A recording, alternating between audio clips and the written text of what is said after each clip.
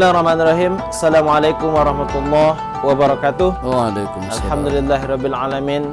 Assalatu wassalamu ala asrafil anbiya'i wal mursalin wa ala alihi wa sahbihi rasulillah ya ajma'in. Bersyukur kepada Allah Subhanahu wa taala, salat kepada Nabi Muhammad sallallahu alaihi wasallam dengan ucapan Allahumma shalli ala sayyidina Muhammad wa ala ali sayyidina Muhammad. Sahabat Daun Kumpai dimanapun Anda berada, kembali bersama kami pada program Daun Kumpai Dakwah Tanpa Batas. Tentunya bersama saya Yose Maulana. Pada sore kali ini alhamdulillah kita sudah kehadiran seorang ustadz yang luar biasa, yaitu salah satu al-ustadz dari IKMI Rokan Hulu, yaitu al-ustadz Abdul Razak Lubis, yang sudah menyempatkan waktu untuk hadir bersama dengan kita pada sore kali ini. Tentunya tidak lain dan tidak bukan masih pada program Daun Kumpai Dakwah Tanpa Batas. Maka untuk itu sahabat Daun Kumpai, mari kita sapa dulu Al-Ustadz Abdul Razak Lubis. Assalamualaikum ya Ustadz. Waalaikumsalam warahmatullahi wabarakatuh. Kaifa haluk Ustadz? Khairul alhamdulillah. Masya Allah, tabarakallah Ustadz. Bagaimana puasanya hari ini Ustadz? Agak sedikit gimana gitu ya. Sedikit haus dan dahaga Ustadz ya? Ya begitulah kira-kira. Masya Allah, tabarakallah. Sahabat Daun Kumpai dimanapun Anda berada, tentunya kita tidak sabar lagi ingin mendengar tausiah yang akan disampaikan oleh Al-Ustadz Abdul Razak Lubis menjelang menunggu waktu beduk berbunyi. Maka dengan itu sahabat dan saudara Daun Kumpai dimanapun Anda berada, mari kita saksikan dan kita dengarkan penyampaian pesan-pesan tausiah yang disampaikan oleh Al-Ustadz Abdul Razak Lubis. Kepada beliau waktu dan tempat, Ustadz, tafadhol. Bismillahirrahmanirrahim. Assalamualaikum warahmatullahi wabarakatuh. Waalaikumsalam warahmatullahi. Alhamdulillahilladzi khalaqal mauta wal hayata liyabluwakum ayyukum ahsanu amala. Nashhadu an la ilaha illallah wahdahu la syarika lah wa asyhadu anna Muhammadan abduhu wa rasuluh sallallahu alaihi wasallam la nabiyya ba'da. Allahumma shalli ala sayyidina Muhammad wa ala ali sayyidina Muhammad. Selalu bersyukur kehadirat Allah Subhanahu wa taala atas segala nikmat yang Allah limpahkan kepada kita. Mudah-mudahan dengan nikmat yang Allah berikan ini menghantarkan kita kepada Allah Subhanahu wa taala dengan keselamatan, dan insya Allah kita kembali kepada Allah dan bisa mempertanggungjawabkan segala apa yang Allah amanahkan kepada kita. Selawat salam kepada Rasulullah sallallahu alaihi wasallam. Allahumma shalli ala sayyidina Muhammad wa ala alihi wasallam alaihi. Senantiasa harapan terbesar kita, mudah-mudahan kita mendapatkan syafaatnya nanti di hari yauma la yanfa'u malun wala banun illa man atallaha biqalbin salim. Pemirsa Daun Kumpai di mana saja berada, insyaallah kita bersama dirahmati Allah Subhanahu wa taala. Dalam surah Al-Jum'ah ayat 8 Allah ingatkan kita, "Qul innal mautal ladzi tufirruna minhu fa innahu mulaqikum." Terlalu banyak sebenarnya orang yang ketakutan akan mati. Walaupun pada dasarnya mereka tahu bahwa mereka pasti dan kita semua pasti akan mati. Tinggal lagi menunggu giliran kapan dan siapa yang akan dahulu menghadap Allah Subhanahu wa taala. Oh, kadang-kadang kita bisa melihat di saat ada gempa bumi, di saat ada gunung meletus, di saat ada banjir, ramai-ramai kita mencari keselamatan, mengungsi, membuat tenda. Terkadang gara-gara menghindari bencana kita mati di situ. Menghindari kematian, kita lari, ternyata jatuh oleh orang yang lari bersama kita, kita terpijak. Mati bukan karena gempanya, mati bukan karena banjirnya, tapi karena mati menghindari dari gempa dan banjir tadi. Inilah kesalahan kita terkadang. Padahal kita tahu, idza jaa ajaluhum la yastakhiruna sa'atan wa la yastaqdimun. Kalau sudah sampai batasnya, sampai finishnya, mau tidak mau kita, walaupun seluruh masyarakat yang ada di sekitar kita itu membentengi kita dengan tangisan, artinya mereka tidak ridho. Ternyata malaikat tidak kasihan melihat tangisan orang sekampung, apalagi keluarga kita. Terkadang keluarga kita bahkan melihat kita sakit terlalu lama, tidak sampai hati, mereka menadahkan tangan. Doa yang paling sangat kita takuti, ya Allah, aku kasihan melihat orang tuaku menderita terlalu lama, cepatkanlah matinya ya Allah. Harusnya mereka meminta sehat, tapi karena mereka tidak tahan melihat kita menderita terlalu lama, mereka doakan kita cepat mati.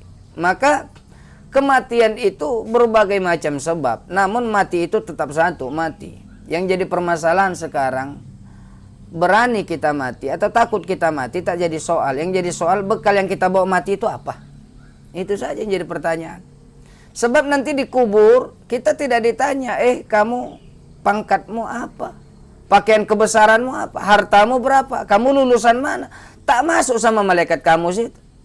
Tapi yang ditanya marrabbuka, yang bertanya malaikat, yang menjawab iman. Apapun pangkatmu, apapun kedudukanmu, siapapun kamu, tidak pandangan oleh malaikat. Tidak ada rasa malaikat takut. Atau kamu preman besar, rambut gondrong, tato mulai dari kening sampai ke ujung lutut, malaikat tidak takut. Atau kamu seorang jenderal, kamu seorang penguasa, malaikat tidak takut. Yang menjadi persoalan sekarang, apa bekal yang kau bawa menghadap Allah Subhanahu wa Ta'ala? Kita diberi kesempatan 50 tahun, 60 tahun, 70 tahun, sholat bolong-bolong. Berani menghadap Allah dengan sholat, catatan sholat yang bolong-bolong. Berani menghadap Allah dengan amal yang sia-sia. Berani menghadap Allah dengan umur yang disia-siakan. Ini kalau kita orang yang berpikir tentu merasa terenyuh, artinya ada tekanan. Lihatlah ketika orang akan menghadapi kematian dengan banyak kesalahan, maka akan nampak rasa takut di situ. Mungkin sekilas kita melihat orang mati karena penyakit biasa saja, tapi coba lihat orang yang mati, tentu ada tanda-tanda yang ia wariskan ketika ia akan menghadapi kematian.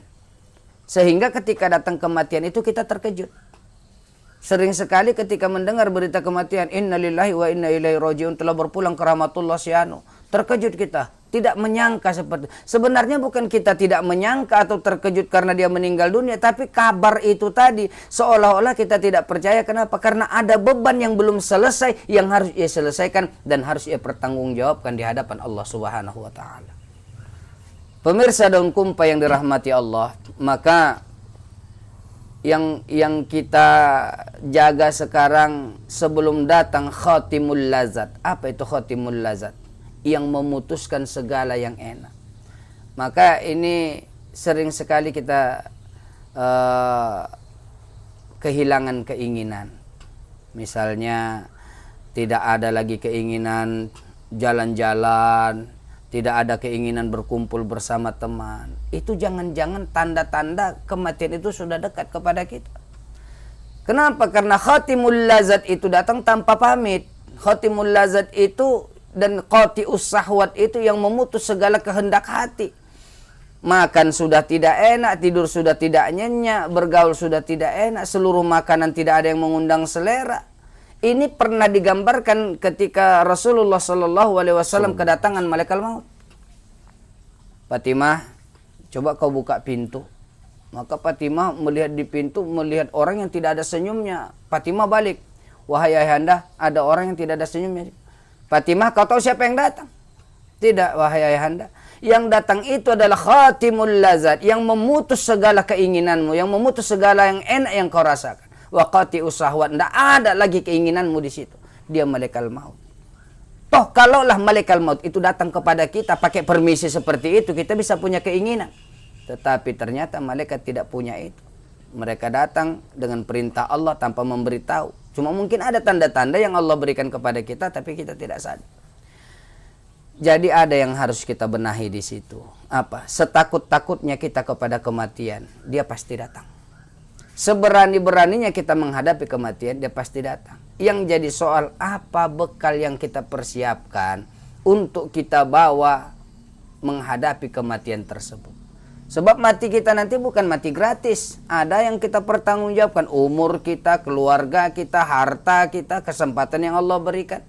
Maka pertanyaan di kubur itu adalah pertanyaan awal dari akhirat yang akan kita hadapi. Kalau kita tidak selamat di situ, maka tentu di pengadilan Qadi Rabbul Jalil kita akan lebih payah lagi. Pertanyaannya itu banyak. Mulai dari usia kita, siapa Tuhan kita, siapa Nabi kita. Berapa kali kita melakukan amal soleh, atau jangan-jangan nanti ibadah kita hancur karena amal yang kita lakukan, atau jangan-jangan amal kita tidak ada gara-gara ibadah kita yang tidak ada. Oke lah sekarang kita nikmati dunia, tidak mau sholat terserah, tak masalah. Antum mau sholat, mau tidak, mau zakat, mau tidak, mau haji, mau tidak, Allah tidak ngurusi itu. Dan kita sholat tidak memberikan bekas kepada Allah. Kalau misalnya ada caleg, dia berharap satu suara. Andai kata suara itu hilang, pastinya dia merasa kekurangan. Allah tidak seperti itu. Antum mau sholat, mau puasa, mau tidak, mau judi, dari bangun tidur sampai tidur kembali, itu urusan antum. Tidak memberikan bekas kepada Allah subhanahu wa ta'ala. Jangan kita merasa kalau kita sudah melaksanakan sholat, oh Allah bertambah mulia. Tidak. Yang butuh itu kita kepada Allah. Yang ingin mulia itu kita di hadapan Allah. Tanpa kita Allah tetap mulia. Tanpa kita Allah tetap kuasa. Tanpa kita Allah tetap berjaya. Maka kita yang mengharapkan ridho Allah. Jadi kalau kita mengharapkan ridho Allah, carilah baik-baik bagaimana caranya supaya Allah ridho kepada kita. Kita ingin mendapatkan panggilan yang indah dari Allah. Ya ayyatuhan nafsul mutmainnah. Orang yang jiwanya tenang. Siapa mereka? Yang dekat kepada Allah. Yang mencari ridhonya Allah. Yang mencari maghfirahnya Allah. Yang selalu ingin mendapatkan cinta dan mahabbah Allah subhanahu wa ta'ala. Irji'i ila rabbiki radiyatan mardiyah. Kembali kalian kepada Allah. Kembali kalian kepada Tuhan kalian. Allah senang memanggil kita. Kita senang dipanggil Allah. Bukan ketakutan. Ini misalnya datang surat panggilan dari kepala desa. Takut kita. Kenapa? Karena ada masalah. Kalau tidak ada masalah kita tidak takut. Irji'i ila rabbika radiyatan mardiyah. Kembali kalian kepada Allah dengan senang hati. Allah senang memanggil kita. Kita senang mendatangi panggilan Allah. Tidak takut kita menghadapi kematian. Husnul khotimah kita. Maka doa kita selalu kita panjatkan itu. Allahumma khtim alaina ya Allah bihusnil khotimah. Mati yang tenang. Mati dalam kebaikan. Bukan mati ketika ngecekik minuman keras. Lagi ngadu ayam. Lagi menghantam kartu gaplek segala macam. Dipanggil kita dalam panggilan. Pada khulipi ibadi. Ini golongan orang yang baik nih. Oh ini golongan orang-orang yang soleh nih. Orang yang dekat kepada Allah. Masuk terserah. Mau pilih golongan mana? Ambil terserah kata Allah. Wadakhuli jannah. Ini surga. Ambil kalian mau masuk dari pintu yang mana? Terserah kalian. Diberikan kita oleh Allah fasilitas yang sangat istimewa. Lah sekarang kita hidup mau seenak udeli dewi. Itu bahasa Jawanya ya. Semau kita sendiri hidup tanpa aturan. Terserah kita. Mau sholat, tidak ada polisi mengancam ente kalau tidak sholat nanti ditangkap, tidak ada. Cuma nanti di akhirat baru kita berhadapan dengan pengadilan yang tidak ada secuil dari kesalahan yang hilang itu.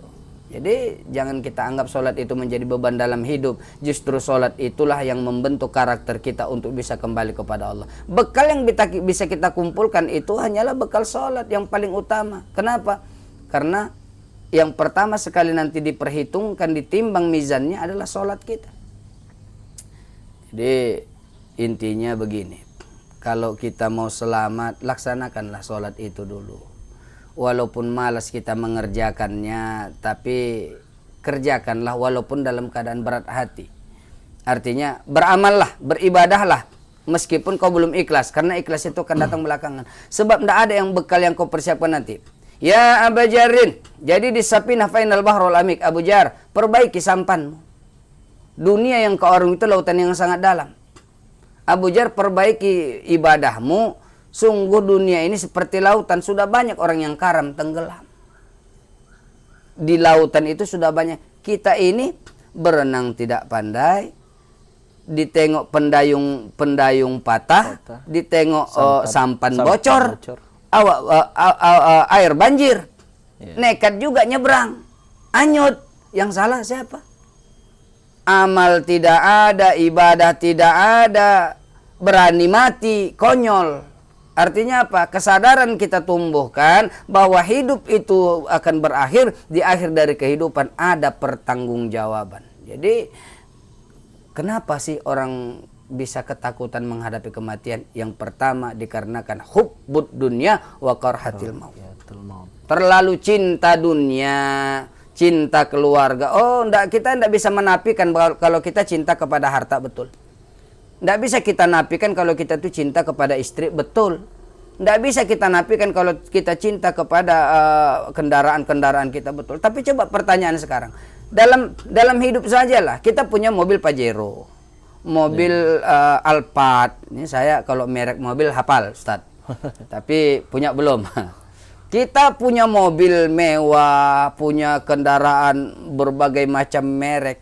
Tapi coba perhatikan ketika dia mati, kenapa yang membawa mayatnya selalu ambulan? Padahal coba kita pikirlah, kalau dia misalnya mayat itu naik Pajero, kan agak bergengsi dikit gitu. Iya. Oh, mayat si anu dibawa pakai Alphard, pakai Pajero, pakai Rolls Royce gitu kan. Kenapa ambulan? Padahal Pajero itu, Alphard itu yang membayar dia. Kreditnya tiap bulan yang pening mikirkannya dia. Tetangga ndak ada yang ikut mikir. Ndak ada tetangga datang, Pak, saya ikut pening mikirkan kredit Bapak ya. Ndak ada. Yang nahan bungkuknya kita bayar. Tiba giliran mati kita yang datang mengantar kita ambulan. Jadi kan kasihan kepada diri kita. Apa salahnya sekali-sekali mayat itu dinaikkan ke mobil Alphard? Kan ada gengsinya gitu.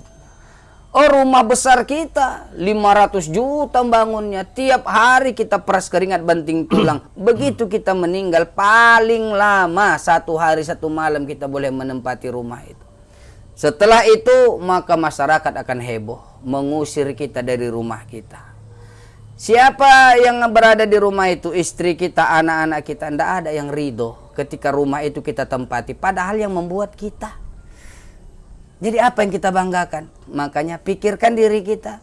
Kalau keluarga yang kita tinggalkan, mereka akan berpikir dengan kehidupannya. Kita yang meninggalkan mereka, ini yang harus berpikir. Apa yang kita pikirkan? Belum tentu mereka datang menziarahi kubur kita.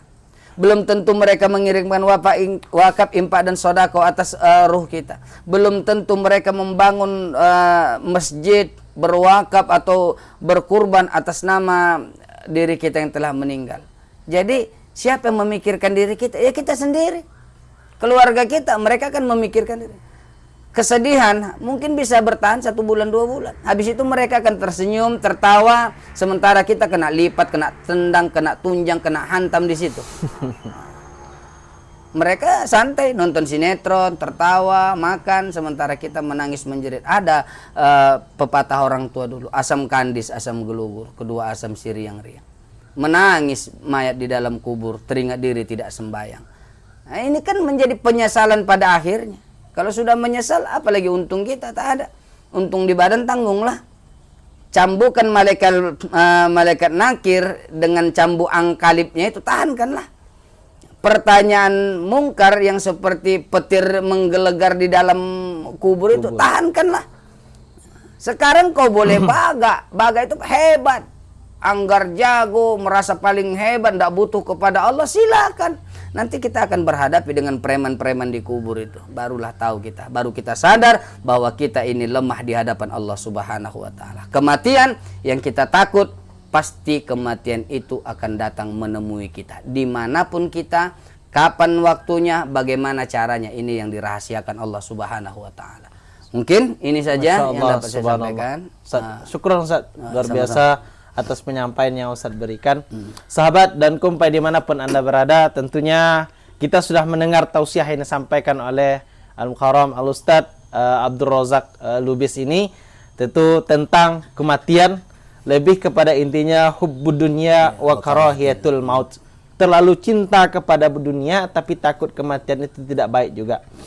Nah, dari penyampaian yang Ustaz sampaikan tadi, Ustaz, tentunya memberikan pelajaran kepada kita semua bahwa kembali kita mengingat tentang kematian. Namun ada pertanyaan, Ustaz, yang mungkin bisa Ustaz jelaskan, yaitu bagaimana supaya kita mendapatkan mati yang husnul khotimah dan dijauhkan dari su'ul khotimah, Ustaz. Mohon penjelasan, Ustaz. Jadi untuk mendapatkan mati dalam husnul khotimah, yang pertama konsistenlah dalam sholat.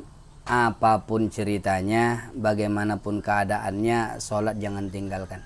Penentu, Ustaz ya? Itu penentu. Karena seluruh amal, seluruh ibadah itu kuncinya sholat. As-sholatu ra'su kulli syai'. Sholat itu menjadi komandan seluruh amal ibadah yang kita lakukan.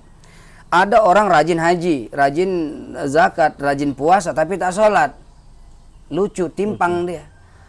Biasanya orang kalau sudah melaksanakan sholat konsisten, ada jaminan Allah. Inna sholata tanha anil faksya'i wal munkar. Orang sholat tidak mungkin berjudi. Orang sholat tidak mungkin mencuri. Orang sholat tidak mungkin merampok, berzina dan sebagainya. Itu orang sholat.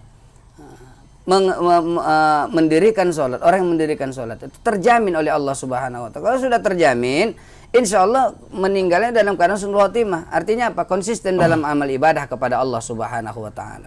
Dan ada ciri-ciri orang yang meninggal husnul khotimah itu. Yang pertama, dahinya, keningnya ini berkeringat, bibirnya kering, dan wajahnya teduh. Itu tanda orang tanda-tandanya saya husnul khotimah. Kullu syai'in alamat. Sesuatu itu ada tandanya. Masya Allah, luar biasa Ustaz.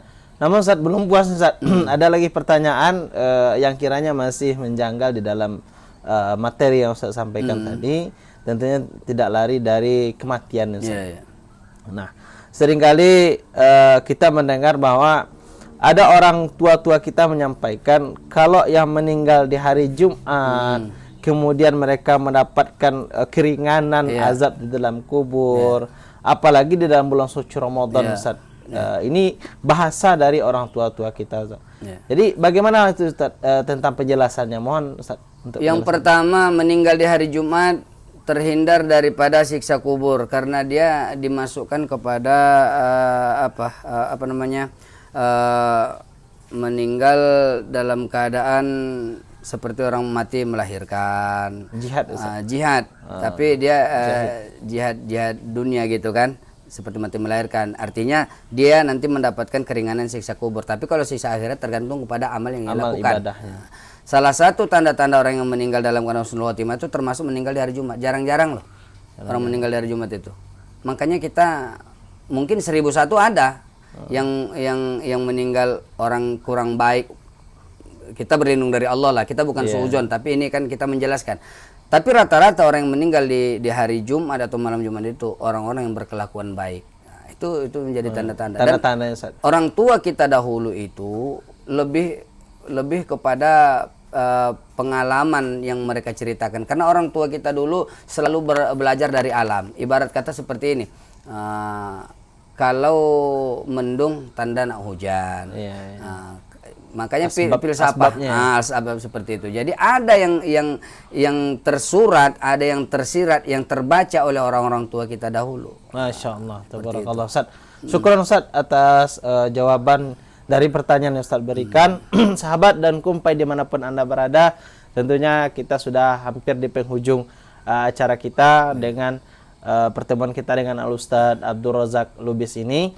Tentunya kita mengambil sebuah pemahaman bahwa hidup ini pasti akan ada matinya, dan mati itu pasti akan datangnya, dan kita selaku manusia hanya untuk menjalankan ibadah kepada Allah supaya kita menjadi orang yang mati dalam keadaan husnul khotimah. Semoga puasa kita berkah hari ini Ustaz, dan kita diberkahi oleh Allah Subhanahu wa Ta'ala. Sahabat dan kumpai dimanapun Anda berada, tetap saksikan Daun Kumpai Dakwah Tanpa Batas. Jangan lupa like, subscribe, dan juga share seluruh video-video dakwah ini. Semoga kita menjadi orang yang selalu mengembangkan dakwah. Ya, semoga kita menjadi orang-orang mendapatkan pahala dari berdakwah melalui media ini. Sahabat dan kumpai dimanapun Anda berada, tiba kita di penghujung acara. Saya sebagai pembawa acara Yose Maulana bersama Al-Ustaz Abdul Razak Lubis mohon undur diri. Dan selamat berbuka puasa bagi kita yang melaksanakan ibadah puasa pada sore menjelang berbuka ini. Dan pada akhirnya kami ucapkan wabillahi taufiq wa hidayah. Wassalamualaikum warahmatullahi wabarakatuh.